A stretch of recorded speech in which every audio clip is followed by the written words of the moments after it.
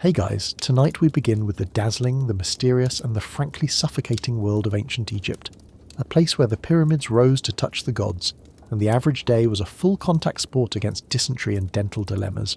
Forget everything you think you know from Hollywood blockbusters and gilded museum exhibits. The truth is, you probably wouldn't last 12 hours. So before you get comfortable, take a moment to like the video and subscribe, but only if you genuinely enjoy what I do here. And let me know in the comments where you're tuning in from and what time it is for you. It's always fascinating to see who's joining us from around the world. Now, dim the lights, maybe turn on a fan for that soft background hum, and let's ease into tonight's journey together. Welcome to your first morning in ancient Egypt, roughly 1400 BCE. The good news? You're alive. The bad news? You've just woken up, and your bed isn't exactly calling to you for a second snooze. Forget Egyptian cotton, unless you mean the itchy, rough kind that was probably spun next to a donkey. You're sprawled out on a mud brick platform, potentially covered with a thin mat woven from reeds. Maybe a bit of rough linen has been tossed over you if you're lucky. It's firm, it's dusty, and it certainly doesn't conform to your spine. No memory foam here, unless you count a particularly dense lump of mud. You blink awake, not to the gentle glow of a sunrise alarm clock, but to the unfiltered glare of the Egyptian sun already beginning its slow climb in the sky. It's coming through the unglazed window slits like a judgmental deity, already promising a day of heat that will make your modern AC unit weep. There's no subtle birdsong, no gentle hum of the refrigerator. Instead, your auditory welcome to ancient life is a symphony of immediate, unsanitized reality. Think braying donkeys, bleating goats, the clatter of clay pots from your neighbor's hut, and the distant rhythmic thud of a pestle-pounding grain. Someone is already yelling. And the flies? Oh, the flies! They're not just buzzing, they're staging a small aggressive Air Force exercise around your face. You sigh, a small puff of yesterday's dust escaping your lungs, and attempt to stretch. Your back, unaccustomed to sleeping on what feels suspiciously like a sun-baked rock, complains loudly. Welcome to day 1. You've been awake for approximately 37 seconds, and already comfort is a distant memory.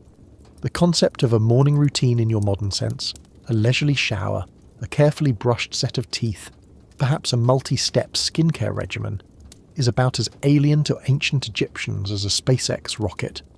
Here, hygiene is less about sparkling freshness and more about a desperate ongoing battle against the relentless forces of dust, insects, and, well, other people. Your shower, unless you're a priest performing specific purification rites, you're not getting one. The Nile is right there, yes, but it's also teeming with life. Some of it visible, some of it very, very not. And remember, ancient Egyptians were not entirely clear on germ theory, so a quick splash of water from a fetched pot might happen, but certainly not a thorough rinse. You're probably already feeling a fine layer of grit on your skin, a residue of yesterday mixed with the night's dust and whatever tiny creatures decided your sleeping body was prime real estate. Now, for your mouth. That fresh minty breath you cherish, gone. Replaced by a delightful bouquet of stale beer, last night's onions, and the general, inevitable decay that comes from a lifetime of bad dental practices. There are no toothbrushes, no fluoride.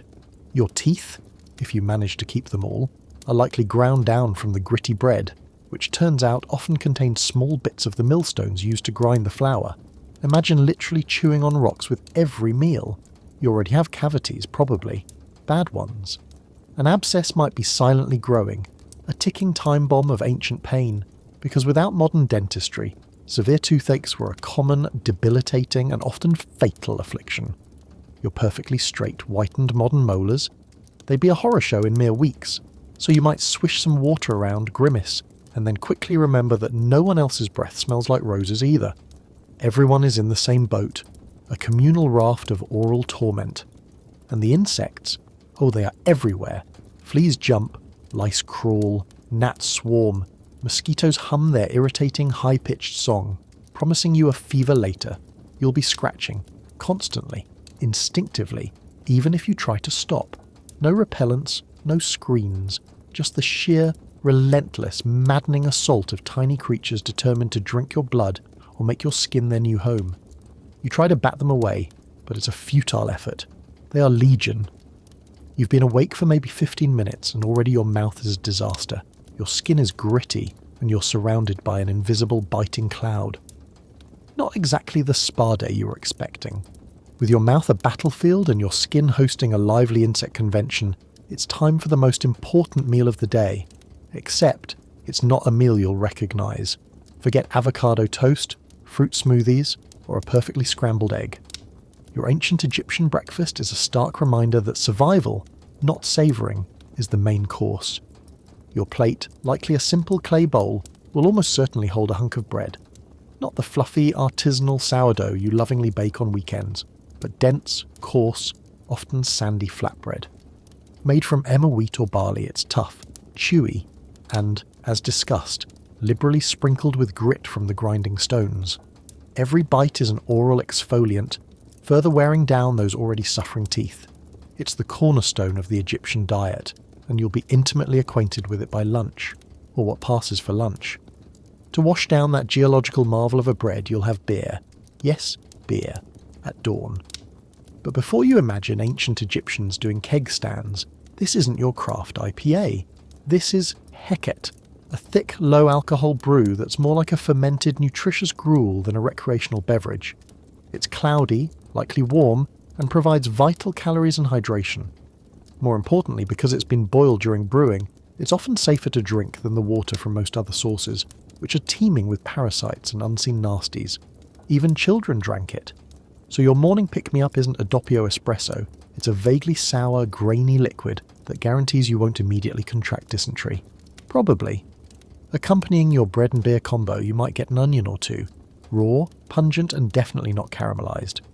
Onions and garlic were staple vegetables, highly valued for their medicinal properties and ability to add some flavour to an otherwise monotonous diet. Perhaps a date or two, if they're in season and you're feeling fancy. But meat? Dream on. For the average Egyptian, meat was a rare luxury, reserved for festivals or the wealthy. Protein primarily came from legumes and those delightful gritty grains. The sheer lack of refrigeration makes every meal a gamble. Food spoils quickly in the relentless heat. While they had methods like salting, drying, and fermenting, you're constantly aware that your last meal could be the thing that sends you into a spiral of stomach cramps and fever.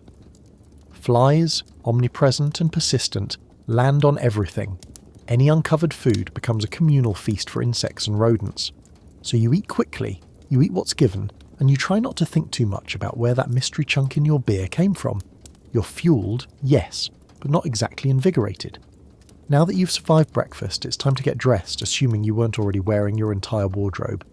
Ancient Egyptian clothing was deceptively simple, linen, and lots of it. But not the soft, luxurious linen you might associate with high-end sheets. This is rough, unbleached linen, chosen for its breathability in the scorching heat. For men, it was often a simple loincloth, or a kilt-like skirt that reached the knees, sometimes pleated if you were feeling particularly stylish. Women wore sheath dresses, often made from a single piece of fabric wrapped and tied, or a more structured garment with shoulder straps. The colour of choice, almost universally white. Why? Because it reflected the brutal Egyptian sun better than any other colour. Black would turn you into a human oven in minutes, so you're living in a world of stark, blinding white, draped in fabric that, while breathable, still clings and chafes as you sweat. And you will sweat. Copiously. All day. There's no deodorant, no antiperspirant, just the inevitable, earthy aroma of human exertion mingling with dust and the faint scent of stale beer. Your comfortable modern clothes, with their stretch and quick-dry fabrics, would feel like a spacesuit. You'd be swimming in your own moisture. Footwear is another adventure. Sandals were common, made from woven papyrus or leather. Practical, yes, but offering minimal protection against the scorching hot ground, the jagged rocks, or the occasional snake. Many peasants simply went barefoot. Imagine walking through a village or field, navigating sharp stones, animal droppings, and unseen hazards. A simple stubbed toe isn't just painful, it's a potential infection, one that could take weeks to heal, if it heals at all, in a world without antibiotics. Every cut, every scratch, every blister is a tiny crack in your armour, an open invitation for unseen horrors. So your modern cushioned sneakers would feel like walking on clouds. If only you had them. Your feet, accustomed to smooth pavements and plush carpets, would be screaming by mid-morning. Fashion in ancient Egypt certainly existed, and it was often tied to social status. Elaborate pleating, sheer fabrics, and intricate jewellery were the domain of the wealthy. But for the vast majority, function trumped style. Your clothing was a necessary shield against the sun, dust, and insects. It was a minimal barrier that still allowed the heat to penetrate and the dust to adhere. By mid-morning, you're already feeling the fine grit of the desert settling into the weave of your tunic, clinging to your sweaty skin.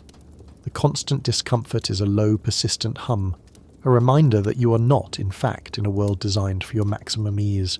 And now, with your slightly too gritty clothes clinging to your sweating form, it's time for work. This isn't your comfortable office chair, your ventilated factory, or your air-conditioned retail space. This is a full-body, all-day commitment to physical exertion under a sun that genuinely feels like it's trying to melt you.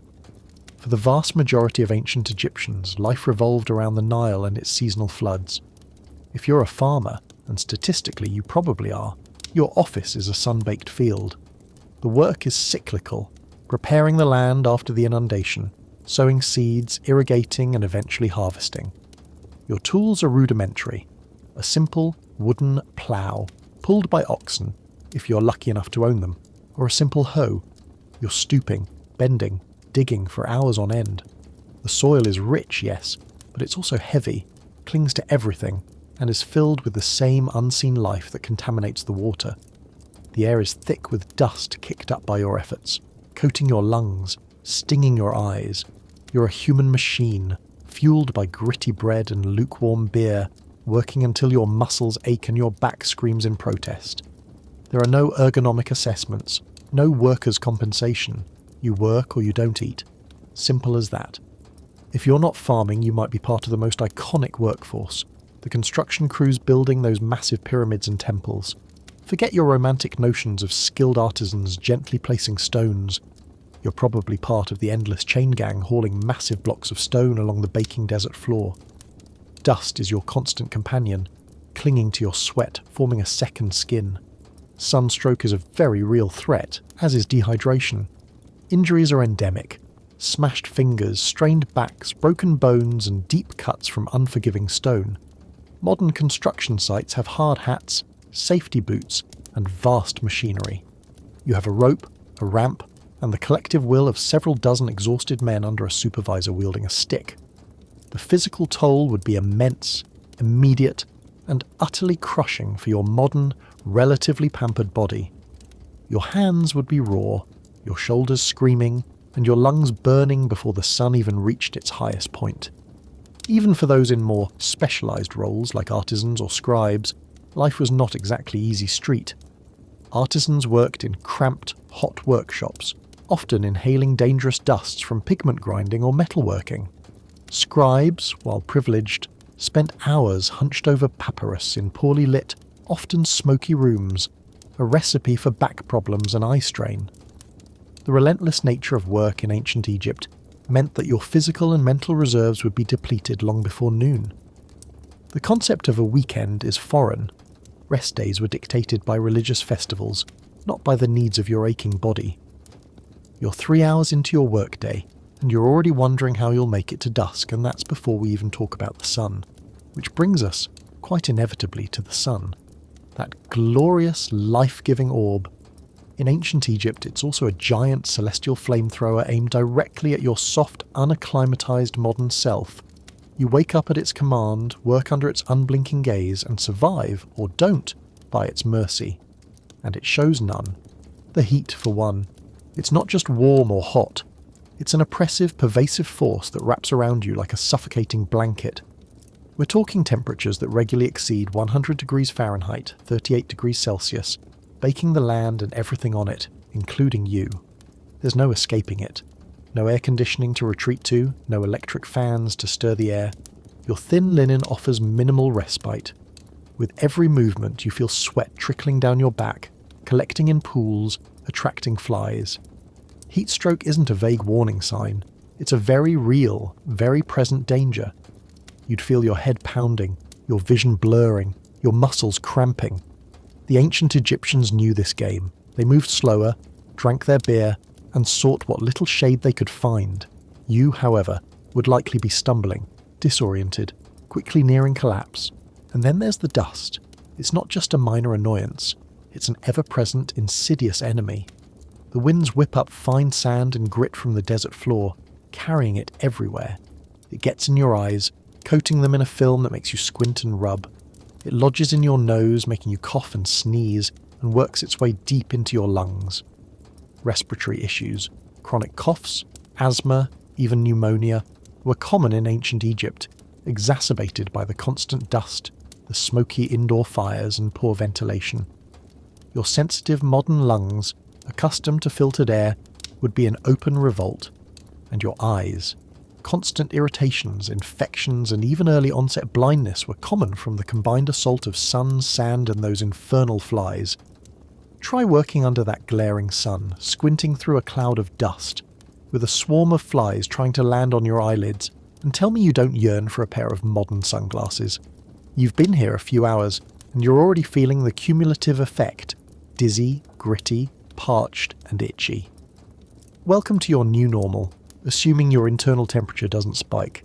So you've somehow managed to survive the morning. Congratulations, you're probably feeling a peculiar mix of overwhelming thirst, aching muscles, and a deep existential dread that the sun will never ever set. And if by some miracle you haven't succumbed to heatstroke yet, your body is probably battling something far more insidious: the microbial jungle of ancient Egypt. Enter the fascinating and frankly terrifying world of ancient Egyptian medicine. This isn't the sterile, evidence-based system you're used to. It's a heady blend of surprisingly effective herbal remedies, detailed anatomical knowledge, thanks to mummification ironically, and a healthy dose of magic, incantations, and outright superstition. Got a headache? They might give you a headache-soothing herb. Got a parasitic worm? They might also give you a charm against evil spirits just in case. Physicians were often priests, blurring the lines between spiritual and physical healing. Their tools range from surprisingly sophisticated surgical instruments to blunt blades designed for bloodletting. And anesthetics. Not really a thing, unless you count passing out from sheer agony. But the biggest threat comes from the array of disease vectors that were omnipresent. The Nile, that life-giving artery, was also a superhighway for disease. Bilharzia, a parasitic worm that penetrates the skin from contaminated water, was endemic, leading to chronic illness and organ damage. Malaria, carried by those ever-present mosquitoes, brought fevers, chills, and death. Dysentery was a common, debilitating scourge, spread by contaminated food and water in a world with almost no sanitation. Infant mortality was astronomically high, with a significant percentage of children not surviving past age 5. Every common cough could easily escalate to a fatal pneumonia, every minor cut could lead to a deadly infection, and every stomach cramp was a roll of the dice. You're constantly surrounded by people who are sick, or recovering, or bravely ignoring their ailments. Your modern immune system, coddled by vaccines and sanitation, would be in constant overdrive, likely failing spectacularly. And let's not forget the more dramatic hazards. Stepping near papyrus thickets and reed beds brings the very real risk of snake bites or scorpion stings. These weren't rare occurrences, they were common occupational hazards. A bite from a cobra or a scorpion could mean agonizing pain, paralysis, or death within hours. Remedies were limited, often involving poultices, prayers, or frantic trips to a local healer who might or might not have a reliable antidote. You'd be hyper-aware of every rustle, every shadow, because a little slip could mean a very sudden, very painful end to your ancient Egyptian adventure before the day is even done. In short, your physical body, accustomed to modern medicine and relatively sterile environments, would be a fragile, tempting target for every pathogen and venomous creature the Nile Valley has to offer. As the sun begins its slow descent, painting the western sky in hues of orange and purple, you might think the day's trials are almost over. But as you navigate the dusty streets toward your humble dwelling, you quickly realize that the societal framework of ancient Egypt offers its own unique brand of discomfort and strictures. First, the all-encompassing weight of the pharaoh's law. This isn't a modern legal system with appeals processes and public defenders. This is the will of a living god, absolute and unquestionable. What constitutes a crime might surprise you, and the punishments were often swift, brutal, and very public. Disrespecting a god, Failing to pay taxes, even if you had no harvest, or stealing a loaf of bread could result in anything from public flogging to mutilation or even execution. Justice was often meted out by local officials or priests, and your guilt or innocence could be decided on flimsy evidence or simply the whim of someone more powerful. You're a small, insignificant cog in a vast machine, and questioning it is simply not an option.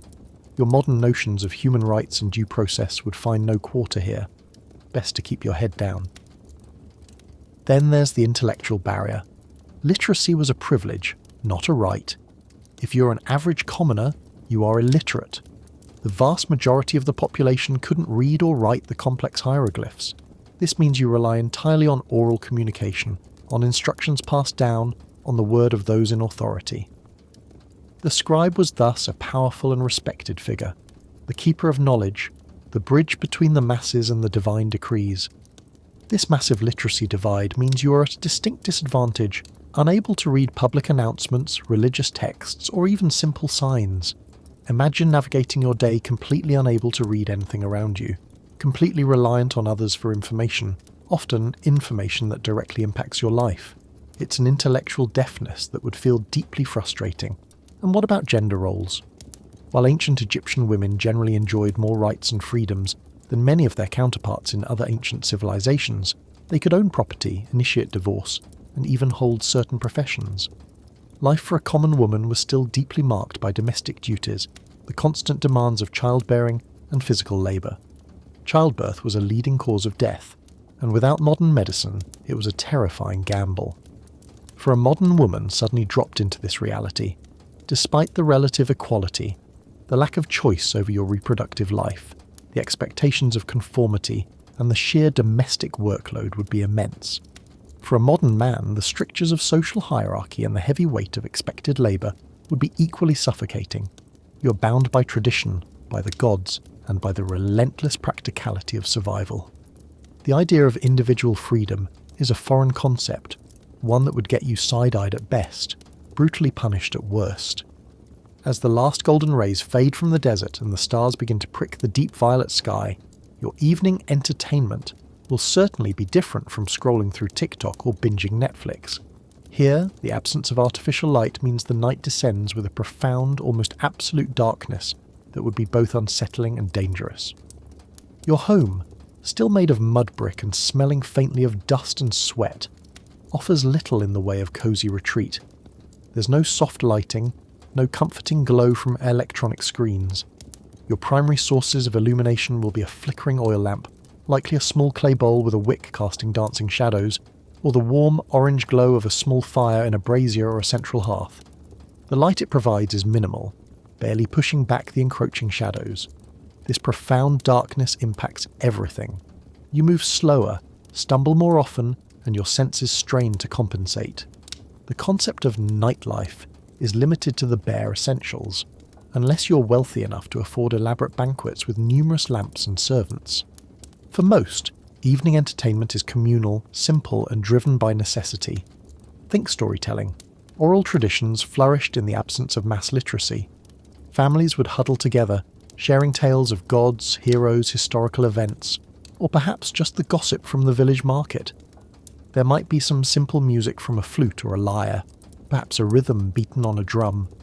Board games like Senet were popular, offering a quiet, strategic pastime. But there's no escape into individual worlds. You're constantly surrounded by your family and often by extended relatives and neighbours. Privacy is virtually non-existent. You hear everything, smell everything, and there's nowhere to retreat for quiet contemplation or alone time. Every conversation, every cough, every rustle of reed mats is part of the collective experience. Your modern need for personal space would feel perpetually violated. The sheer lack of true silence, despite the absence of modern noise, would be surprising. The sounds of the night are distinct. The incessant hum of insects, the distant braying of animals, perhaps the call of a jackal or the hoot of an owl from the desert. Inside your hut you'd hear the soft breathing of sleeping family members, the occasional restless shuffle, the creak of primitive furniture. It's not jarring noise, but it's a constant, low-level presence that underscores the communal, unfiltered reality of ancient life. As the long day finally ends, your body is exhausted, your mind is wary, and the only escape offered is the inevitable, profound darkness of the Egyptian night. You've made it through the daytime, but the night has its own challenges. You've survived the day. The searing sun has finally dipped below the horizon, and the cool desert air is beginning to creep in, a welcome change for your overheated skin. But as the profound darkness settles, you become acutely aware of the spiritual terrain you're now inhabiting. In ancient Egypt, the gods weren't distant, abstract concepts. They were palpable, present, and intricately woven into every aspect of life, especially the night. The Egyptian pantheon is vast and complex, a dizzying array of deities for every possible occasion and natural phenomenon. Ra, the sun god, made his daily journey across the sky and then into the underworld. Osiris ruled the afterlife, Isis wept for her lost love, and Anubis, the jackal-headed god, oversaw embalming. You would be steeped in this belief system from birth. Every shadow might conceal a protective deity or a malevolent demon. Every natural event, the rising of the Nile, the scorching heat, the success or failure of a harvest, was attributed to divine will. Prayers, offerings, and rituals weren't just optional. They were essential for maintaining Ma'at, the cosmic order. You exist in a world where you're constantly trying to please unseen forces, and any misfortune could be a sign of their displeasure. Your secular modern mind would find this constant spiritual pressure both overwhelming and terrifyingly real. And speaking of deities, the ever-present awareness of death would be a constant companion. In ancient Egypt, death wasn't the end. It was a transition, a journey to the afterlife. This meant that the deceased weren't simply gone. They were preparing for their next stage and they needed your help. The practices around death, the elaborate mummification rituals, the detailed funerary rites, the placement of offerings in tombs, all underscore how deeply the Egyptians integrated mortality into their daily existence. Your neighbours, your family members, yourself, you are all on a journey, and the veil between life and death feels very thin. Your modern denial of death, or its relegation to the impersonal confines of a hospital, would be shattered. Consider for a terrifying moment the process of mummification, not for the squeamish or for anyone used to a closed casket. If you hadn't made it through your first 12 hours, this is what your immediate future would entail. First, your brain would be extracted, often through your nose using a hook. Then, your internal organs, lungs, liver, stomach, intestines, would be removed, sterilised and placed in canopic jars. Your body cavity would be packed with natron salt to dry it out for 70 days. Then you'd be unwrapped, cleaned, stuffed with linen and perfumes, and lovingly wrapped layer upon layer in bandages. All of this happening to a recently deceased body in the intense Egyptian heat. The smells, the flies, the sheer visceral reality of it would be utterly horrifying to your modern sensibilities. You'd have more rot in your mouth than a medieval root cellar. Your body, if you were unlucky enough to have succumbed, would be undergoing a truly bizarre and uncomfortably intimate transformation. As you finally lie down on your mud brick sleeping platform, trying to escape the realities of the day, the Egyptian night takes on its own peculiar character. The deep, pervasive darkness, relieved only by starlight and perhaps a faint distant lamp, creates a soundscape unlike anything you've ever experienced. The nocturnal animals come alive. You'd hear the persistent drone of insects, their wings beating against the heavy night air. There would be the rustle of unseen creatures, perhaps a small rodent scuttling across the earthen floor, or a lizard darting across the thatched roof. From further away, if you're near the desert or cultivation, you might catch the eerie, yipping call of a jackal, a sound often associated with Anubis, the god of the dead, perhaps the hoot of an owl, or the distant croaking of frogs near a canal. These are not the muted sounds of suburban night. They are the raw, unfiltered audio of an ecosystem that doesn't care if you're trying to sleep. Yet, despite the natural world, there's also a curious silence of absence. There's no hum of distant traffic, no faint glow of city lights on the horizon, no constant whir of electronics. The artificial noise you're accustomed to simply does not exist. It's a silence so deep it almost has a presence, occasionally punctuated by the soft sounds of your sleeping family, the rustle of their rough linen, or the occasional shift of a dozing animal if it shares your dwelling. You might hear the quiet footsteps of an Egyptian guard patrolling, or the distant murmur of voices if a neighbour is still awake. Every sound is amplified in the quiet, every rustle distinct. It is a profoundly different way to experience sound, a kind of sensory deprivation of manufactured noise. As you finally drift into an uneasy slumber, your modern mind would be reeling from a day of relentless heat, pervasive dust, constant itching, aching muscles, and stomach discomfort. You would be utterly exhausted, physically and mentally drained. Your rest would be fitful, broken by the physical discomfort of your bed, the persistent insect bites, and the subconscious fear of all the pathogens swirling around you. The dream world of the ancient Egyptians, rich with symbolism and divine messages, would be far different from your own. Dreams were seen as direct communications from the gods or visitations by the spirits of the dead. You might wake in a cold sweat from a particularly vivid dream, wondering if Osiris himself was trying to tell you something, or if you've just eaten something truly spoiled. And then there's the ever-present terrifying reality that you might not wake up at all. High infant mortality, endemic disease, and the constant threat of infection from even minor injuries meant that life was fragile and brief. You've only been in ancient Egypt for 12 hours, but you've already been exposed to more discomfort, more potential illnesses, and more sheer physical hardship than you probably experience in a year in your modern life. Your body, your mind, your very spirit would be screaming for a return to the 21st century. The truth is, on this, your first night, you're rolling the dice, hoping you've accumulated just enough luck to see the dawn of your second day. Assuming, of course, your intestines remember how to function after that last sip of Nile water. Sweet dreams, if you can even manage them. Welcome, then, to the royal bedchamber. You're not waking up in a mud brick hut under a leaky thatch roof, a symphony of grunting pigs and crowing roosters for your alarm. No, for you, a pharaoh of Egypt, the awakening is a meticulously choreographed affair. Your bed, for starters, is no mere pile of straw. This is an elaborate, often sculpted wooden masterpiece adorned with gold leaf, perhaps ivory inlays and fine, thick layers of woven linen. It's probably raised high, a sign of your elevated status, and certainly doesn't feel like a sun-baked rock. You might even have a specially trained servant whose sole job is to fluff your papyrus-stuffed mattress before you retire. The stone walls of your palace are thick, impossibly thick, insulating you from the midday heat and the cold desert nights. A natural climate control system centuries ahead of its time. No drafts, no dust storms inside, just the hushed, almost reverent hum of a perfectly controlled environment. You stir, not to the crude clamour of the common world, but to a silence broken only by the soft, almost imperceptible movements of your closest attendants. There's no blaring alarm, no insistent buzzing. Instead, a gentle, ritualistic awakening is performed by a dedicated coterie of priests and highly trained servants. They move like shadows, their movements preordained through generations of courtly etiquette. The curtains, perhaps made of embroidered linen or even imported textiles, are slowly drawn, allowing the first filtered rays of the sun to penetrate your sanctum. You are the embodiment of Ra, the sun god, and your emergence from sleep mirrors his journey from the underworld back into the light.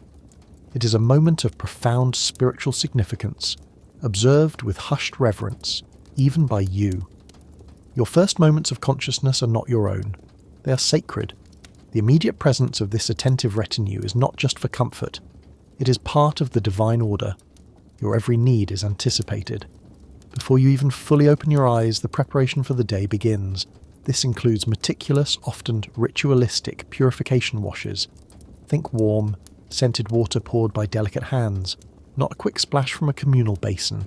It's less about scrubbing off dirt and more about cleansing your divine vessel, ensuring you're ritually pure to interact with the gods and to govern the two lands. Every touch is purposeful, every gesture steeped in tradition. And you thought your morning required a lot of effort just to be presentable. With the sacred dust of slumber brushed away, your royal ablutions are far from over. This is not just about getting clean, it's about preparing the living God for his daily performance. Every step, every application, is steeped in ritual and symbolic meaning, a testament to your dual nature, both man and divine. First, the hair, or rather the lack of it, and the presence of your other hair. Forget bedhead. Your natural hair, like almost all your body hair, is regularly shaved clean. Why? because purity is paramount, and body hair in ancient Egyptian thought was seen as both impure and a potential breeding ground for lice, a truly undignified companion for a god-king. So, while you might find a bald head a shock, it's a mark of your divine cleanliness. And then comes the glorious cover-up, your wig collection. These aren't cheap Halloween store numbers. We're talking meticulously crafted works of art made from real human hair, often imported or expertly woven plant fibres. They're heavy, sometimes adorned with gold beads, and meticulously styled in braids, curls, or the iconic tripartite design. Wearing this elaborate, often sweltering headpiece is not just a fashion statement. It symbolises your status, your protection, and your connection to the divine. You'll be wearing it all day, and yes, it will get hot. Next, the cosmetics. Forget your simple dab of concealer. For you, the pharaoh, cosmetic application is a divine act. The ritual begins with kohl, not just for vanity but for protection. Applied thickly around the eyes, this dark pigment, often made from galena, a lead ore, reduces sun glare in the intense Egyptian light, a surprisingly practical benefit. But more importantly, it's believed to ward off evil spirits and eye infections, forming a protective circle around your divine gaze. Attendants with skilled hands will also apply red ochre to your lips for colour, and various perfumed oils and unguents to your skin. These aren't just for a pleasant scent. They moisturise, protect from the harsh sun, and further anoint your body as a sacred vessel. Every stroke, every dab contributes to presenting you as the perfect radiant image of divine authority. It might take hours, but it's non-negotiable. Your reflection, once revealed in a polished bronze mirror, will be less a man and more a meticulously crafted icon. Finally, the royal wardrobe. This isn't just about picking out an outfit for the day. Each garment, each piece of regalia, is laden with symbolic meaning, chosen not for comfort but for its statement. You'll be draped in fine, exquisitely woven linen, perhaps sheer, perhaps pleated with an artistry that still baffles modern textile historians. Depending on the day's schedule, you might wear the shendit, a pleated kilt or a more elaborate tunic. But the true power lies in the accoutrements, the various crowns, the white crown of Upper Egypt, the red crown of Lower Egypt, the fearsome double crown uniting both, or the blue crown for military campaigns. Each carries immense weight. Then there's the uraeus, the rearing cobra amulet protecting your forehead, the intricate broad collar shimmering with precious stones, the crook and flail symbolising kingship, and of course the false beard, a stiff plaited piece of metal or hair that ensures you always look like a god, even if you've just woken up.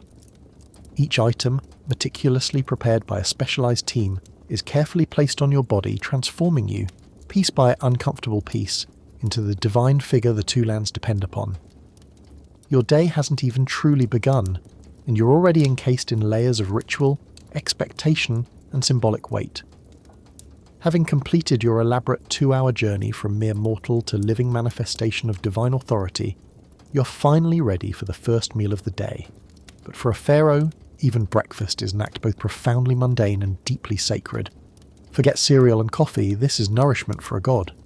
Your diet, in stark contrast to the coarse bread and gritty vegetables of your subjects, is a testament to your unparalleled privilege. You'll dine on freshly baked bread, light and pure, made from finely sifted wheat.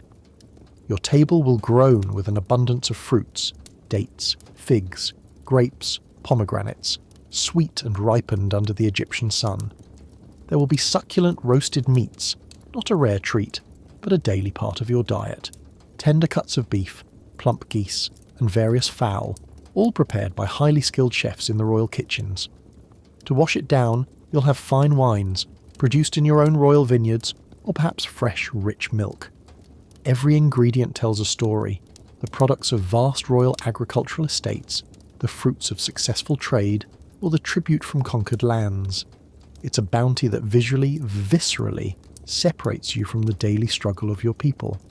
Yet this meal is more than just sustenance. It is often a ritual act, mirroring the offerings you, as pharaoh, make to the gods. Each dish, perfectly prepared, can be seen as an extension of the daily temple rituals where food and drink are presented to the divine cult images. Your act of dining is a symbolic reiteration of cosmic order, a daily reaffirmation that the gods favour Egypt as long as their living representative is well fed and strong, so you eat not just from hunger, but from duty. consuming a portion of Egypt's bounty as a reciprocal gesture with the divine. It is the first formal engagement of your day, a quiet, stately affair where silence is often preferred to idle chatter, allowing you to focus on the symbolic weight of your meal. Hovering nearby, perhaps, is one of your esteemed royal physicians. Unlike the village herbalist or the barber surgeon, these are highly trained specialists, some focusing on internal medicine, others on surgery or even dentistry, though still not quite up to modern standards. Your health is not merely a personal matter, it is a matter of state. A sick pharaoh could be seen as a sign of divine displeasure, or a weakness that threatens Ma'at. Thus, you are closely monitored. Every discomfort, every cough, every slight change in appetite is noted and analysed. You might be offered specific concoctions to improve digestion or ensure vitality. It's a constant, gentle oversight, a reminder that even your gut health is tied to the cosmic balance of the two lands. You're pampered, yes, but also constantly observed. A divine specimen whose every bodily function is potentially a matter of national importance. Your royal breakfast complete, a quiet, ceremonial signal marks the start of your true workday. This isn't just going to the office. This is moving through the very heart of the Egyptian state, a living organism of power, wealth, and profound ceremony. Your palace is not merely a residence. It is a massive, sprawling complex, a city within a city, designed to awe and intimidate. The sheer grandeur of its layout would overwhelm any modern architect. Think vast courtyards shimmering under the sun, dotted with tranquil pools and lush gardens. Audience halls so cavernous they echo with every whispered word. Private chambers that manage to be both opulent and functional. Administrative offices buzzing with activity, and a veritable labyrinth of storerooms, kitchens, and servants' quarters. The walls are thick, built of sun-dried mud brick or gleaming stone, painted with vibrant murals that tell tales of your triumphs, your divine lineage, and the glory of Egypt. This opulence isn't just for show. It serves to reinforce your living god status, to separate you visually and spatially from the common man. Every step you take is a reminder of the power and resources at your command. But beneath the grandeur lies a meticulously managed system of security and access. You are the heart of Egypt, and that heart is protected. Layers of officials, scribes, and guards control every entrance, every corridor. Foreign dignitaries, high priests, military generals, and even your closest advisors must navigate a rigid hierarchy of access before they reach your sanctum. Some sections are open to high-ranking officials, others are strictly private, accessible only to your innermost circle. You are both the most visible figure in Egypt and the most secluded. Every movement, even within your own palace, is observed. You're never truly alone, never truly off duty. Your life is a continuous performance, and every attendant, every guard, every peering scribe understands their role in this living theatre. Even your daily routine is meticulously aligned. The palace itself is often designed with the solar alignment in mind, with specific halls or chambers catching the sun's rays at certain times of day, mirroring Ra's journey.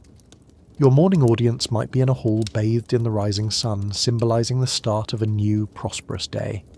Your midday meetings might be in a cooler, shaded hall, reflecting the sun's peak power. This isn't just architectural flair, it's a constant, subtle reinforcement of your divine connection to the cosmos. You don't just exist in the palace, you are the palace, inextricably linked to the very cycles that govern Egypt. And the endless stream of carefully vetted individuals waiting for your divine attention ensures there's always something to do. With your divine aura meticulously refined and your first royal meal digested, the true weight of your office descends. Being a pharaoh isn't just about looking good, it's about running an empire, a vast, complex, surprisingly bureaucratic machine that operates under your absolute authority. This isn't a figurehead role, it's hands-on management. Your workday is dominated by meetings with viziers and high officials. Forget casual chats around a water cooler. These are formal deliberations, often intense and detailed. Your chief vizier, the steward of the entire land, will bring you reports on everything. The height of the Nile inundation, crucial for predicting the harvest. The progress of monumental construction projects. Those pyramids don't build themselves, you know. The disbursement of grain from royal granaries. The state of justice in the provinces, and intelligence from the kingdom's borders. You're expected to listen, to question, and to issue clear directives. This isn't a rubber stamp job. You are making decisions that directly affect the lives of millions. Your intellectual engagement is critical. A miscalculation could lead to famine, rebellion, or divine displeasure. Then come the audiences with dignitaries and petitioners. These are highly ritualized affairs, steeped in ancient etiquette designed to emphasize your divine superiority. Foreign ambassadors, provincial governors, powerful priests, and even common citizens seeking your divine intervention will approach you. They will prostrate themselves, use elaborate titles, and present their cases with extreme deference, distinguishing legitimate concerns from mere flattery, or identifying genuine injustices from petty squabbles, requires razor-sharp discernment. You must maintain an impassive, regal demeanour, embodying justice and order, even when faced with pleas that tug at the fringes of your divine patience. Every glance, every carefully chosen word carries immense weight. Behind your visible presence, supporting this immense administrative machinery, is the often unseen but critically important army of scribes. These weren't just record keepers, they were the backbone of the Egyptian state. Thousands of them, meticulously trained, constantly recording, drafting, copying, and managing the state's affairs. Tax rolls, legal documents, temple inventories, military deployments, and vast correspondence. You rely on them completely to translate your divine will into actionable orders, to ensure the smooth flow of information, and to prevent the entire system from grinding to a halt. While you issue the commands, they are the ones tirelessly making them a reality, day in and day out across the two lands. Their work, though less glamorous than yours, is just as essential to the enduring stability of Egypt. Beyond the endless scroll of administrative duties, your daily life as pharaoh also involves the solemn and weighty responsibilities of judicial and legislative duties. You're not merely a ruler, you're the ultimate arbiter of justice, the supreme lawmaker, and the living embodiment of Ma'at, cosmic order and truth. Your role as supreme judge is paramount. While there are lower courts and viziers who handle most legal disputes, the most complex, politically sensitive, or religiously significant cases ultimately land on your royal lap. You might personally oversee a major trial, listening to testimonies, weighing evidence, and issuing a final judgment. This is not just about guilt or innocence. It's about correcting imbalances, restoring divine order, and demonstrating that justice flows directly from your divine authority. The psychological weight of these decisions, knowing they carry not just earthly consequence but spiritual ripple effects, would be immense. With every verdict, you reinforce the very fabric of Egyptian society. Naturally, as the ultimate authority, you are responsible for issuing decrees and directives that shape the future of a civilization. From ordering the construction of a new temple dedicated to a specific deity, to dictating military strategy for a campaign against rebellious Nubians, to setting new tax policies for the upcoming agricultural year, your word is law. This isn't a casual pronouncement. The process involves careful consultation with your viziers and treasurers regarding feasibility, and with high priests regarding divine favour. Once issued, handwritten copies of your decrees are painstakingly created by scribes and dispatched throughout the kingdom, becoming binding law for every man, woman and child in Egypt. It is the raw power of command, exercised daily, silently, and with profound diligence. But perhaps your most strenuous, and certainly your most constant duty, is the maintenance of Ma'at. This isn't a specific task on a to-do list. It's the overarching purpose of your entire reign. Ma'at is cosmic truth, justice, balance, and order. Your primary responsibility as pharaoh is to uphold it, to ensure its continued flourishing in Egypt, and to protect it from the forces of chaos, Isfet. Every action you take, every judgment you render, every temple ritual you perform, every gift you offer to the gods, all contribute to maintaining Ma'at. Fail in this, and the consequences could be catastrophic. Failed harvests, famines, rebellions, or even the sun failing to rise. The pressure is relentless. You're not just a king, you're the linchpin of the universe, constantly striving to ensure that the divine balance is preserved. It's a weight that never truly leaves you, a quiet hum beneath every interaction, every decision. And you thought your job had high stakes. As the sun begins its slow, arcing descent in the sky, your role as pharaoh shifts from the intense cerebral work of governance to the equally demanding but outwardly grand display of your divine presence. This is where the spectacle begins, the performance of godhood for your people. Your public appearances and processions are not merely parades. They are carefully orchestrated ceremonial events designed to awe and inspire.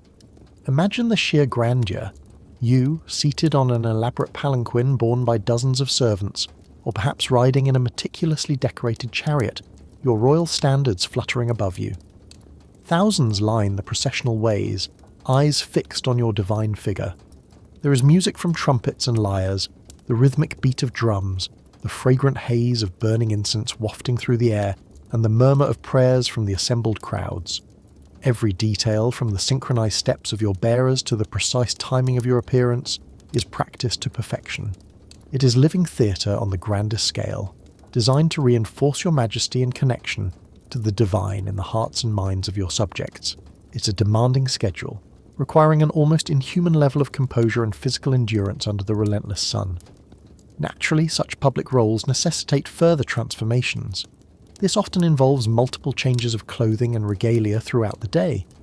You might start the morning in a relatively simpler kilt and blue crown for administrative duties, but by afternoon, for a temple procession or a state ceremony, you'll be bedecked in much more elaborate finery. This could mean a heavier pleated linen garment, perhaps a more intricate broad collar shimmering with gold and semi-precious stones, and certainly a different, more symbolically weighty crown, such as the double crown or the Atef crown, the elaborate headdress of Osiris.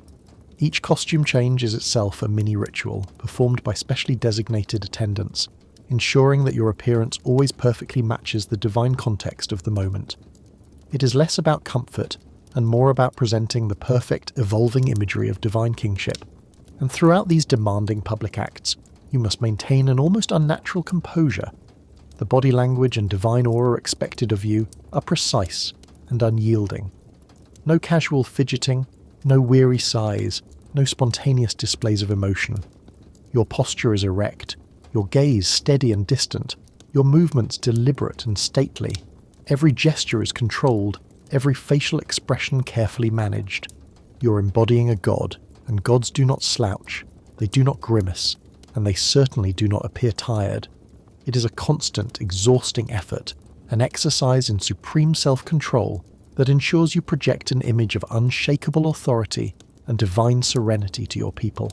Every public moment is a performance, one you must give flawlessly, all day, every day. It's a beautiful, demanding, and utterly draining way to exist. Beyond the grand public displays, your most intimate and profound responsibility as pharaoh lies in your unique ability to perform temple rites. You're the chief priest of all Egypt, the sole intermediary between the human realm and the gods. This isn't a ceremonial title, it's a daily, hands-on duty performed in the hushed, incense-laden sanctuaries of the great temples. Your day culminates in performing these rites, often privately, deep within the inner sanctums of the temple, dedicated to the primary deity of the moment, Amun-Ra, Ptah, Isis, etc. These daily rituals occur multiple times and are highly secretive. Only you, and perhaps a small number of initiated high priests, are permitted to enter these most sacred spaces. You approach the shrine with reverent steps, break the clay seal, and begin the intricate process of awakening, cleansing, and dressing the divine cult image, the statue of the god itself. This isn't just a piece of carved stone, it is considered the living embodiment of the deity, a vessel for the divine spirit. You physically wash it with pure water, anoint it with precious oils, dress it in new linen garments, and adorn it with elaborate jewelry. Each action is performed with meticulous precision, every gesture imbued with profound spiritual significance. This esoteric, intimate interaction ensures the god's continued favour and presence in Egypt. Naturally central to these rites are the offerings and incense. After addressing the cult image, you present offerings of food and drink, the finest cuts of meat, fresh bread, fruits, cool water, sweet wine, and milk. These are not merely symbolic gestures, they are literal sustenance for the god. As you present them, you recite ancient formulae, invoking the deity's name and reaffirming your devotion and your role as Egypt's protector. Alongside the food, you burn copious amounts of incense, usually precious resins like frankincense or myrrh, imported from distant lands. The thick, fragrant smoke not only purifies the air, but is believed to carry your prayers directly to the gods. The sensory experience is intense. The hushed atmosphere, the flickering lamplight, the rich aromas and the solemnity of the ritual create an immersive, almost intoxicating environment. It's a profound connection to the divine, a responsibility that truly only you, the pharaoh, can fulfill. After these solemn duties, there might be a rare window for royal pastimes and relaxation. This isn't lounging with your feet up, it's still a display of royal virtue. Perhaps a session of hunting in the royal preserves, either with bow and arrow from foot or, for an exhilarating thrill, from your war chariot, a display of skill and prowess for your attendants, or a tour of your exquisite palace gardens, designed as miniature Edens, complete with artificial pools and carefully cultivated plants, providing a rare escape from the confines of duty. Sometimes you might enjoy serene moments playing Senet, a popular board game, with a close family member or trusted advisor. Professional musicians would play soothing melodies on harps or flutes, and storytellers might weave tales of ancient myths or heroic deeds, all designed to entertain and relax your divine mind.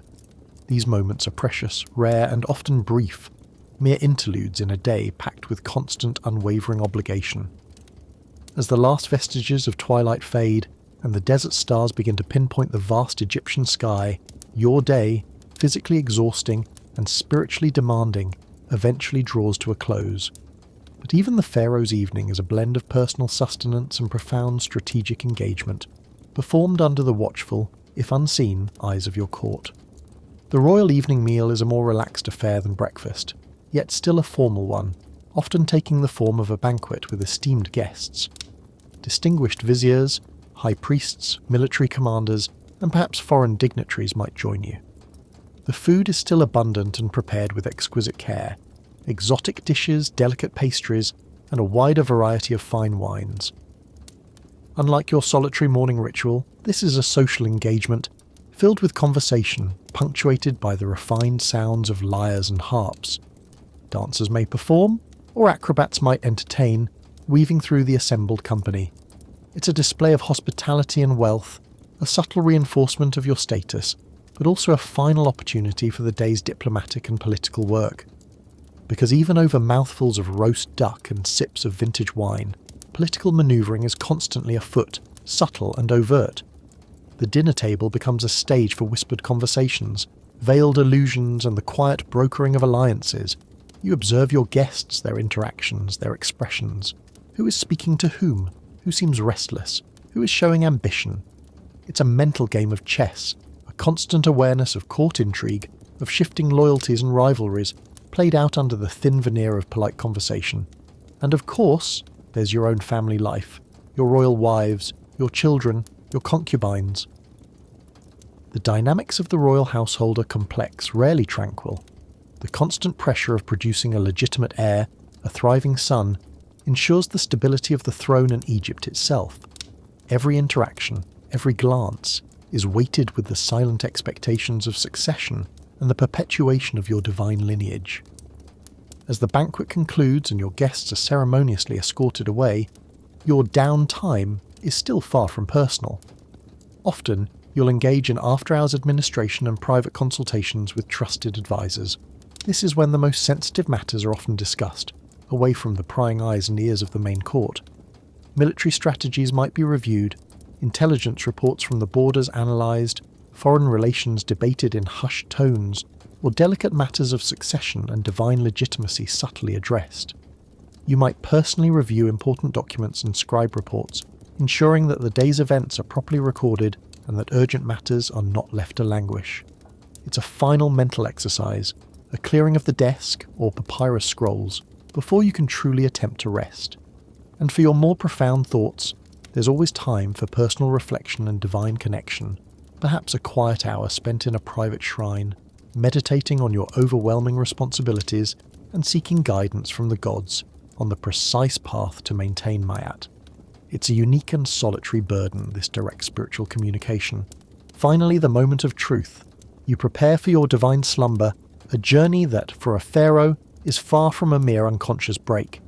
It is a critical period, a nightly mirroring of the sun Godra's perilous voyage through the underworld, and thus requires its own meticulous rituals and profound protections. As you are prepared for bed, carefully divested of your wig and heavy regalia, perhaps anointed with calming unguents, nocturnal rituals and offerings might be performed. These are special prayers, silent incantations, or small symbolic gestures enacted by your personal priests to ensure your safe passage through the underworld during sleep. It is believed that your soul, or Ba, journeys freely at night and must be protected from the demons and dangers that lurk in the hours of darkness. Your very rest is crucial to the cosmic balance of the two lands. Every closed eye, every slow breath, is a participation in the grand celestial cycle. Even a living god needs protection from earthly threats. The silent presence of your royal guard is a constant, reassuring presence throughout the night. Elite soldiers, impeccably trained and fiercely loyal, would patrol the palace corridors, stand vigilant outside your chambers, and ensure that no earthly threat can disturb your sacred repose. You can rest secure in the knowledge that your palace is a fortress, and your body, a divine vessel, is protected by both mortal steel and divine favour. And as you finally close your eyes, entering the liminal space between conscious thought and the unconscious abyss, your dreams take on a profound significance. For a pharaoh, dreams are not random neurological firings. They are often interpreted as important messages from the gods, omens or glimpses into the future. A team of dream interpreters might even be at your disposal, ready to analyse any nocturnal visions you recall. Thus, the need for a stable, secure sleep is paramount, not just for your personal well-being, but for your divine responsibilities. A restless night filled with disturbing dreams could be a sign of cosmic imbalance, a warning that demands your immediate attention upon awakening. Your sleep, then, is not mere rest, but a continuation of your divine duties, a nightly cycle of death and rebirth, ensuring that Ra will rise again, and with him, a new day for Egypt. It's a profound, complex, and utterly unique existence, this daily life of an ancient pharaoh. When you hear the word mummy, your brain probably conjures images of ancient Egypt, pharaohs wrapped in linen, gold sarcophagi, and perhaps a Hollywood curse or two. And yes, the Egyptians had mummification down to a fine art, perfecting the removal of organs, the natron drying process, and the meticulous wrapping. But here's the thing. While the Egyptians certainly cornered the market on standardized industrial-scale mummification, they were far from the only culture to feel that ancient primordial tug to preserve the dead. Humanity, it turns out, has a remarkably consistent and occasionally disturbing impulse to make grandma, or, the tribal chieftain, last a little longer than nature intended. But why, you might ask? Would anyone go through such lengths? The motivations behind preserving a body stretched far beyond the Egyptian notion of an intact vessel for the Ka and Ba in the afterlife. Sometimes it was about ancestor worship, keeping the revered dead literally present and capable of influencing the living. Imagine needing guidance and simply asking your great-great-grandpappy, who's still a physical presence in the corner of the hut. Other times, it was about preventing evil spirits from possessing an unpreserved body, or ensuring the soul didn't linger unpleasantly. For some, it was a profound marker of status, a final, defiant display of wealth and power that transcended the grave. If you were a big deal in life, you were going to be a big deal in death, and every bit of your preserved self would scream that fact. And in certain rarer cases, there was even a belief in a potential second coming, a future resurrection that would require the physical body to be ready and waiting. It's a spectrum of beliefs, all converging on the somewhat unsettling premise that, when it comes to the dead, decay is simply unacceptable. The methods employed globally to achieve this morbid permanence form a truly fascinating, if sometimes stomach-churning spectrum of preservation. You see, mummification isn't always about elaborate chemical processes. Sometimes, nature simply steps in. We found incredibly preserved bodies from the freezing grip of ice. Think Ötzi the Iceman, still a fashion icon after 5,000 years. From the chemical alchemy of bogs, the hauntingly serene bog bodies of northern Europe, their skin tanned like fine leather, or from the desiccating dryness of deserts. These are natural mummies, accidental gifts from Mother Nature, often discovered by unsuspecting peat cutters or hikers. But then there are the ones where human hands actively intervened, pushing the boundaries of what's possible and what's arguably a good idea in corpse cosmetology. These are the ones where cultures went above and beyond, inventing methods that make Egyptian natron baths look like a relaxing salt scrub. These are the truly strange ones, the rituals dreamt up in the fevered imaginations of people grappling with the ultimate reality. It's here, beyond the familiar, that the truly bizarre techniques of human preservation begin to reveal themselves. Alright, buckle up, because we're about to explore a facet of mummification so profoundly unsettling to the modern mind, it makes everything else seem perfectly normal.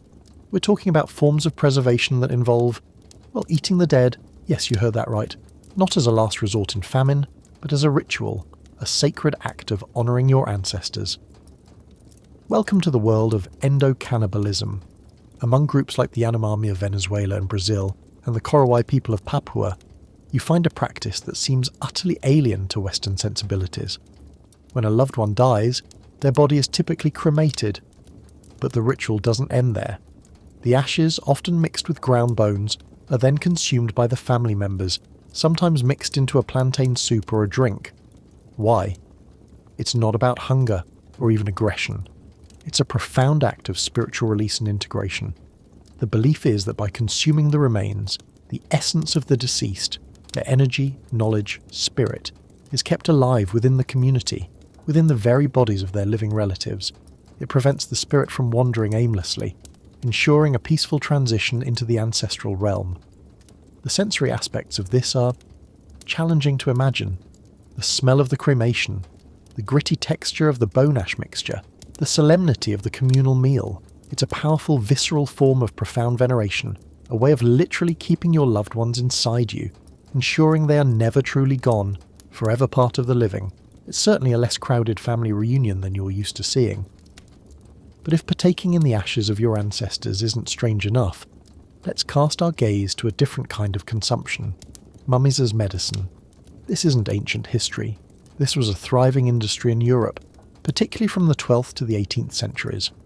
When the plague ravaged populations and medical science was still mostly guesswork, people turned to desperate remedies. And one of the most highly prized was mumia vera, or true mummy. This wasn't some abstract concept. It was literally pulverized human remains, often imported from Egypt, sometimes from actual ancient mummies, sometimes from freshly dead beggars or criminals whose bodies were prepared for the purpose. This medicine was believed to cure everything from headaches to bruises, from the plague to epilepsy. It was taken orally, ground into a fine powder and mixed with wine or honey, or applied as a poultice.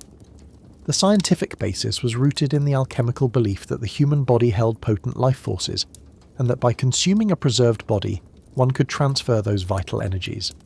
The sensory details here are grim.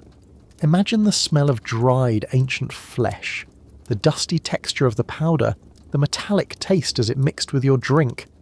And it wasn't just mummies. In the 17th century, the physician Oswald Kroll advised treating epilepsy by drinking a concoction of human blood. Even more unsettling, some believed that consuming the heart of a brave, recently deceased warrior would imbue one with their courage. This widespread European practice highlights a darker, more utilitarian side of mummification. The commodification of the dead, turning human remains into a highly sought-after and often faked medicinal ingredient. Talk about an unpleasant prescription. And as if eating parts of the dead wasn't enough, other cultures found equally peculiar ways to utilize the remains. This brings us to rituals involving the deceased beyond mere bone consumption, venturing into the realm of the sacred skin and bone. In parts of Papua New Guinea, among certain tribes, the bodies of the deceased were not always fully consumed or buried. Instead, after a period of natural desiccation or smoke drying, the skin of the deceased might be carefully removed, treated and then used to recover ancestor effigies, or even parts of living individuals during ceremonies. This was not about macabre. It was about maintaining a tangible connection to the ancestral spirit, literally keeping their essence close and visible. Imagine a ceremony where the revered elder, even in death, is there, his very skin an active part of the ritual. The texture, the smell of treated hide mixed with ceremonial smoke, the profound, unsettling reality of it all is a stark departure from how most modern societies attempt to put the dead out of sight. Sometimes the entire body, or at least its skeleton once stripped clean of flesh, was not hidden away but actively prepared for profound display. This could involve careful articulation of the bones, polishing them, and then adorning them with beads, paint, or precious metals. In certain oceanic cultures, for example, the skulls of revered ancestors were often kept in family homes or communal shrines, sometimes even having eyes reapplied and adorned with small headdresses, not unlike an odd, extremely venerated puppet. This wasn't to scare the children. It was a constant visual reminder of the ancestral lineage, a source of guidance, a point of contact for petitions, and a very direct link to the past. The dust that settled on those displayed bones was not merely dust. It was the accumulating patina of time, veneration, and the quiet presence of the dead among the living. It certainly gives a whole new meaning to the term family portrait. Alright, let's pivot from the culinary corners of mummification and dive into methods that were very much about doing things to the body, beyond merely leaving it to the elements. And here, we encounter practices that require astonishing dedication, either from the living attempting the preservation, or from the deceased themselves. First up, a truly extreme form of human preservation that takes self-care to a whole new, utterly committed level. Sokushinbutsu, or self-mummification. This isn't something performed on you after you've kicked the bucket. This is an ascetic practice undertaken intentionally by certain Buddhist monks in Japan, particularly during the Edo period. The goal? To become a living Buddha, a spiritual mummy, through a brutal multi-year process of gradual self-starvation and dehydration. It typically began with a diet of nuts and seeds for 1,000 days, shedding all body fat. Then, another 1,000 days on just roots and bark, with progressively less water, often incorporating poisonous lacquer tea to induce vomiting and further dehydrate the body, and make it unpalatable to insects post-mortem. Finally, the monk would descend into a stone tomb, barely larger than his body, sit in the lotus position, and meditate, ringing a bell daily until the bell stopped ringing. Then the tomb was sealed for another 1,000 days. If upon opening the body was found mummified and intact, without aid of chemical preservatives, just pure disciplined desiccation, the monk was revered as a sokushinbutsu. The sheer impossible discipline required is mind-boggling. The sensory details are harrowing. The taste of bark and poisonous tea, the feeling of your body slowly consuming itself, the chilling echo of your own bell in the darkness. It transforms reverence into a literal fight against decay, a testament to spiritual will over biological imperative. From the monastic tombs of Japan, we travel across the Pacific to the cool, dark caves of the Philippines, where another unique form of mummification was practiced by groups like the Ibaloi people. These are the Filipino fire mummies, often known as the Kabayan mummies. Unlike the Japanese monks who dried from within, these individuals were carefully dried and preserved from outside with smoke and herbs after their passing. The process, which could take weeks or even months, involved carefully cleaning the internal organs, though not always fully removing all of them, unlike the Egyptians, and then placing the body over a slow-burning fire for desiccation. The body would be positioned in a fetal or semi-seated position, often massaged and rubbed with herbal concoctions. The continuous exposure to smoke dried the flesh, while special fluids derived from plants were sometimes introduced orally or applied externally to aid preservation and prevent decomposition. The deceased were literally slow-cooked, dried, and smoked into a state of permanence. Imagine the sensory details. The pervasive smell of wood smoke and herbs mingling with the scent of drying flesh, the warmth of the fire, the meticulous, patient turning of the body. The cultural significance of these mummies was profound. They were not simply interred, they were cherished ancestral figures, often kept within the community or in rock shelters close to the villages. The fetal position symbolized a return to the womb, a cycle of rebirth, linking the living and the dead in a continuous lineage. Their limited geographical spread, primarily to specific mountainous regions of Luzon, suggests a unique, localized development, likely tied to specific climatic conditions and resource availability, particularly the abundance of wood and the dry, airy cave systems. It's a striking example of how environmental factors combine with deeply held beliefs to create truly distinct and elaborate rituals of death. You've heard of smoking meat. This is smoking grandma for spiritual purposes, and for one of the earliest and most brutally effective artificial mummification methods known to humanity. We journey to the arid coastal regions of northern Chile. Here, the Chinchorro people practiced an elaborate form of human preservation dating back over 7,000 years, predating the Egyptians by millennia. These aren't just naturally desiccated bodies. These are products of a methodical, labour-intensive process akin to human tanning. The Chinchorro mummification process was nothing short of extreme artistry and grit.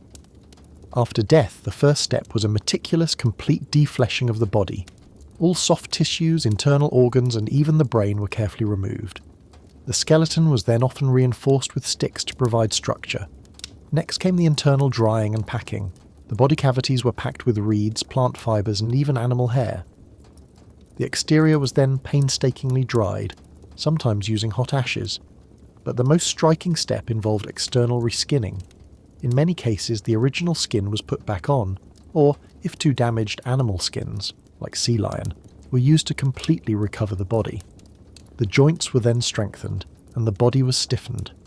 Finally, the preserved body would be covered with a thick layer of black or red clay, which when dry formed a hard, almost ceramic-like shell. Facial features were often recreated with clay and a wig of human hair affixed to the head. The result? Not a withered corpse, but an almost lifelike effigy, ready for display. The sheer labour involved in this process was immense, often taking weeks to complete for a single body. It required advanced anatomical knowledge, incredible dexterity, and an almost unsettling dedication, particularly given the basic tools available to the Chinchorro. Imagine a community where caring for the deceased meant becoming an expert in internal removals and clay sculpting. It's a testament to the profound value placed on their dead, transforming them into eternal, immutable figures. Once a body was preserved, many cultures weren't content to simply bury it and forget it. Oh no. Sometimes the mummified dead were meant to be seen, interacted with, or even paraded, becoming central figures in the ongoing daily life of the community. Perhaps one of the most chillingly famous examples of this is found in the Capuchin catacombs of Palermo, Sicily. From the 16th to the 19th centuries, the friars developed a unique and surprisingly effective method of preservation, initially desiccation in ceramic pipes, then air drying in special chambers, followed by a truly macabre form of display. Thousands of bodies, primarily monks, wealthy citizens and local dignitaries were not buried but publicly displayed. They were dressed in their finest clothes, priests in their vestments, noblemen in their silks, women in elaborate gowns, and then propped up in niches, draped over ledges or laid in open coffins along the catacombs' extensive corridors. This was less about reverence and more about an ongoing, albeit static, social gathering. Families visited their preserved loved ones, sometimes even bringing them new clothing. The social function was clear. It was a final, enduring statement of status, wealth, and belonging. Imagine wandering through these dimly lit corridors, the dry air thick with dust, the eerie gaze of hundreds of desiccated faces staring out from their poses, some with gaping mouths or sunken eyes, their preserved clothing often crumbling.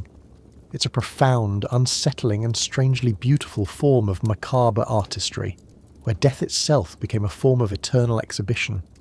The ultimate commitment to not letting go. From the eerie silence of Sicilian catacombs, we travel to the vibrant spiritual world of the Inca Empire, where the deceased high nobility and even emperors became living ancestors and very much public figures. This was not a passive preservation, it was an active interaction. When an Inca emperor died, he was in a sense immortalized.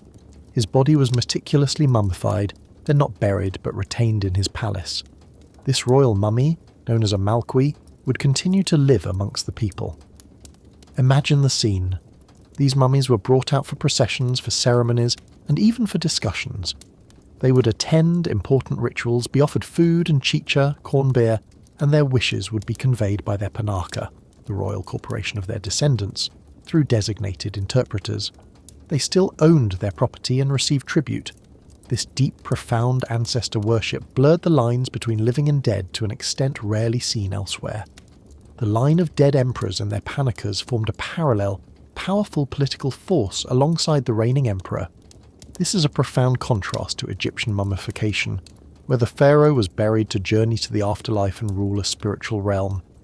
Inca mummies remained very much active participants in the earthly political and social life of their empire.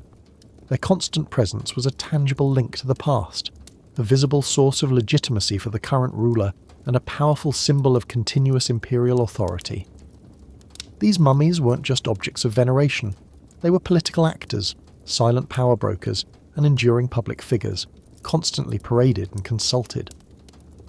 You haven't truly gone to a family meeting until your mummified great-great-granduncle is present and giving feedback.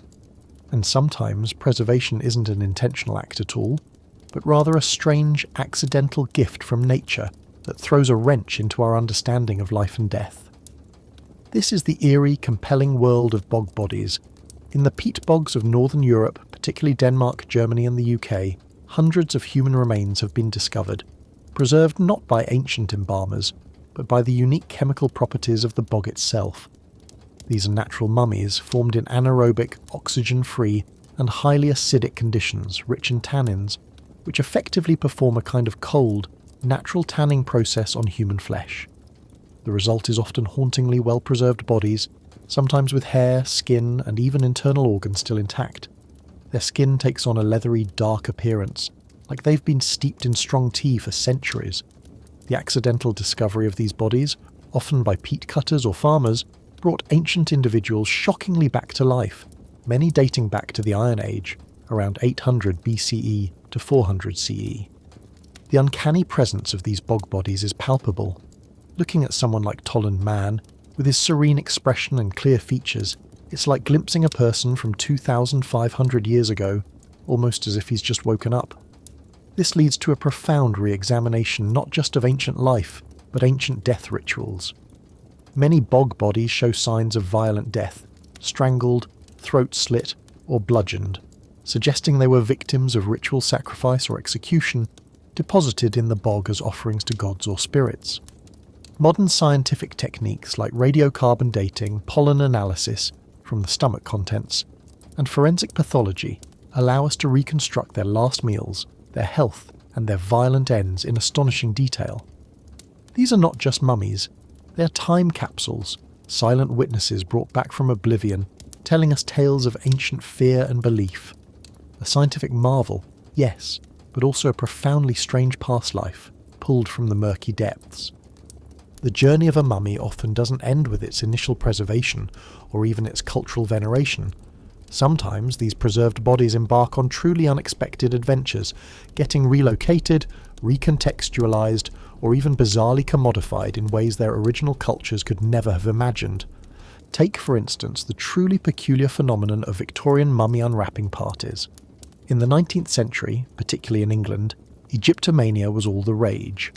Wealthy Europeans, fresh from grand tours or colonial postings, would bring back ancient Egyptian mummies as souvenirs. And what, pray tell, do you do with a 3,000-year-old corpse in your drawing room? You throw a party, of course. Invitations would be sent, guests would gather, often including physicians and scholars, and the main event would commence, the public unwrapping of an ancient Egyptian mummy. This was a grotesque form of entertainment, blending morbid curiosity with proto-scientific interest. As the dusty, fragile linen bandages were gingerly, or not so gingerly, peeled away, revealing desiccated flesh, ancient amulets, and sometimes, disappointingly, just bones or sand, guests would gasp, swoon, and sometimes even take away a piece of linen as a souvenir. The sensory details included the dust of centuries, the musty scent of ancient linens, and the unsettling reveal of a human face from a bygone era. It was a bizarre, often destructive practice that highlights the vast cultural chasm between ancient reverence and Victorian fascination. The ethical implications are, of course, appalling in hindsight, representing a profound disrespect for the dead and their cultural heritage in the name of morbid entertainment. This commodification of the dead wasn't limited to Victorian soirees. Mummified remains found themselves repurposed in startling ways, becoming everything from venerated relics to strange souvenirs or even macabre tourist attractions. In the Christian world, saints' relics often involved carefully preserved or naturally desiccated body parts, sometimes entire bodies, beautifully adorned and displayed in churches for veneration. These weren't mummies in the strictly scientific sense, but the impulse to preserve and display revered individuals for spiritual connection is a powerful parallel. Pilgrims would travel vast distances to gaze upon the remains of a saint, believing in their power to heal or intercede. But a far stranger, and more medically dubious, use was the widespread consumption of mummy powder as medicine well into the 18th century. We touched on this earlier, but it deserves reiteration. This wasn't a fringe practice. It was prescribed by respected physicians across Europe. Ground-up human mummy, imported from Egypt or newly manufactured, was believed to have potent medicinal properties. It was added to plasters, mixed with other ingredients in concoctions, or simply consumed as a powder. This turned ancient bodies into a literal commodity, scraped and sold by apothecaries. And then there's the evolution into dark tourism, where mummified remains, discovered or intentionally preserved, become fascinating, unsettling, morbid tourist attractions. From the meticulously prepared bodies of the Guanajuato mummies in Mexico, formed by natural desiccation in crypts, to the various catacombs and crypts displaying human remains across Europe. These sites draw millions of curious visitors. People flock to stare at the preserved dead, a strange, undeniable allure to glimpsing mortality so directly. It's the commodification of the dead as spectacle, a strange, enduring fascination with bodies that refuse to decay. And the impulse to preserve the human form through artificial means hasn't vanished into the annals of history. In fact, modern science is taking inspiration from ancient wisdom, leading to truly fascinating and occasionally ethically murky modern attempts at mummification and cryopreservation. While not widespread or universally accepted, there have been contemporary efforts to chemically mummify human remains, sometimes for artistic purposes, sometimes for deeply personal reasons for grieving families. These modern embalming techniques are far more advanced than natron, often involving sophisticated chemical solutions that replace bodily fluids, resulting in remarkably lifelike and long-lasting preservation. It's a testament to the persistent human desire to hold on to the physical form to defy nature's inevitable reclamation. But perhaps the most direct modern parallel to ancient mummification is cryopreservation. This technology involves freezing human bodies, or at least heads, to extremely low temperatures immediately after legal death, with the distant hope that future medical advancements might be able to reanimate and revive the person.